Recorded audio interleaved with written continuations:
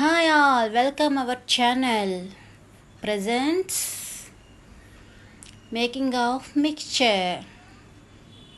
కావాల్సిన ఇంగ్రీడియంట్స్ పావు kilo basin floor, 2 table spoon rice powder, చిటికెడు వంట సోడా, కారం ఉప్పు సరిపడినంత టేస్ట్కి, వేపిన పప్పు, శనగ పలుకులు, అటుకులు, కరివేపాకు లాస్ట్లో వేపుకొని మిక్సర్లో మిక్స్ చేసుకోవడానికి క్రిస్పీగా ఉండడానికి.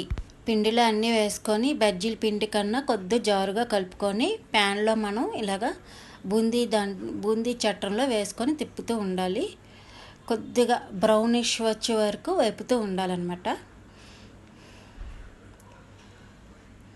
చూడండి పోస ఎలా దిగుతుందో. మనకి మార్కెట్లో దొరుకుతాయి అలాంటి చట్రాలు, మన ఇంట్లో ఈజీగా చేసుకోవచ్చు. బ్రౌనిష్గా వచ్చేంత వరకు వేపి తీసివేయాలి. డిష్ అవుట్ చేసుకుందాము.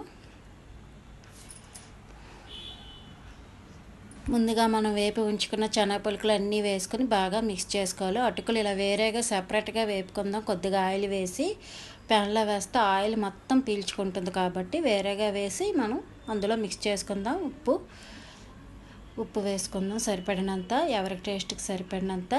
తర్వాత కారం టేస్ట్కి సరిపడినంత వేసుకొని బాగా మిక్స్ చేసుకోవాలి.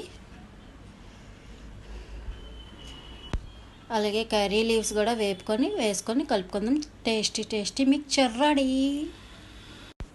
నా ఈ వీడియో నచ్చినట్టయితే share and like and subscribe. Bye.